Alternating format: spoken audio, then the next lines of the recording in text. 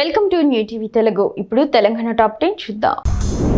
వనపర్తి జిల్లా ప్రియదర్శిని జూరాల ప్రాజెక్టులోకి ఎగువ ప్రాంతాల నుంచి 1,00,000 క్యూసెక్కుల వరద కొనసాగుతోందని ప్రాజెక్టు అధికారి వెంకటేష్ తెలిపారు. ప్రాజెక్టులోకి వస్తున్న నీటిని దిగువకు విడుదల చేసేందుకు 6 గేట్లు ఎత్తి 97,000 క్యూసెక్కుల నీటిని వదులుతున్నారు. ప్రస్తుతం ప్రాజెక్టులో 8.833 టీఎంసీల నీరు నిల్వ ఉంది. ప్రాజెక్టు పూర్తి స్థాయి నీటి మట్టం 318 అడుగులు కాగా ప్రస్తుతం 317 అడుగులు ఉంది.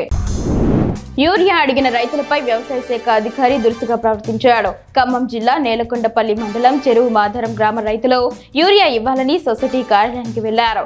రైతులు తాగి వచ్చి గొడవ చేస్తున్నారంటూ సొసైటీ కార్యాలయం నుంచి వ్యవసాయ శాఖ అధికారి బయటకు నెట్టేశారు. అక్కడితో ఆగకుండా మిమ్మల్ని వ్యవసాయం ఎవడు చేయమన్నారంటూ రైతులపై ఆగ్రహం వ్యక్తం చేశారు. వినాయక నవరాత్రి ఉత్సవాల సందర్భంగా గణనాథుల నిమజ్జనానికి పగడ్బందీ ఏర్పాట్లు చేయాలని వనపర్తి జిల్లా కలెక్టర్ ఆదర్శ సురభి అధికారులను ఆదేశించారు.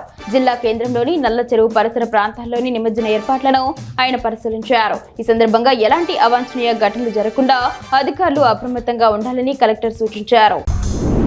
యాదాద్రి భువనగిరి జిల్లా రామన్నపేటలో యూరియా కొరతతో రైతులు రోడ్డెక్కారు. వ్యవసాయ కార్యాలయం వద్ద చిట్యాల భువనగిరి ప్రధాన రహదారిపై బైఠాయించడంతో కిలోమీటర్ల మేర ట్రాఫిక్ స్తంభించింది.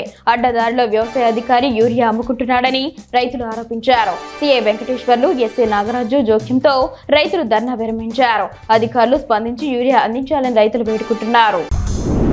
ఆదిలాబాద్ జిల్లా ఉట్నూరు మండల కేంద్రంలో ఎన్టీఆర్ చౌరస్తా నుంచి లక్కారం వెళ్లే రహదారిపై గుంతలు ఏర్పడి వాహనదారులు తీవ్ర ఇబ్బందులు పడుతున్నారు. కురుస్తున్న వర్షాలతో గుంతల్లో నీరు నిలిచి రాకపోకలకు అంతరాయం కలుగుతోంది. గుంతల లోతు తెలియక ప్రమాదాలు జరుగుతాయేమోనని స్థానికులు భయపడుతున్నారు. అధికారులు వెంటనే స్పందించి గుంతలను పూడ్చి సమస్యను పరిష్కరించాలని వారు కోరుతున్నారు.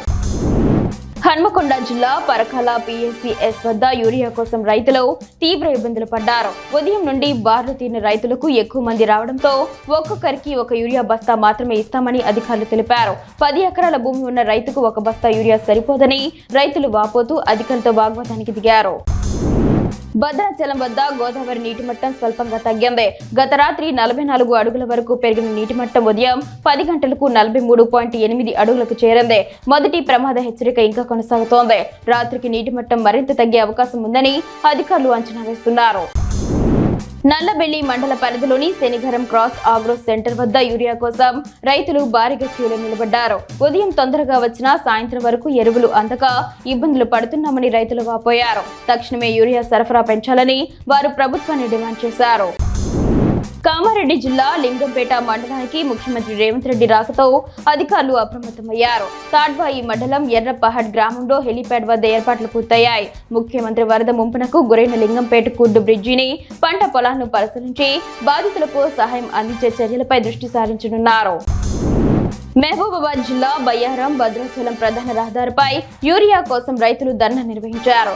నెల రోజులుగా సొసైటీ ముందు వేచి చూస్తున్న ఒక్క బస్తా యూరియా కూడా ఇవ్వడం లేదని ఆగ్రహం వ్యక్తం చేశారు. రోడ్డుపై మందు డబ్బాతో అడ్డంగా పడుకొని నిరసన తెలిపారు. మహిళా రైతులు పోలీసులతో వాగ్వాదానికి దిగడంతో ప్రధాన రహదారిపై భారీగా వాహనాలు నిలిచిపోయాయి.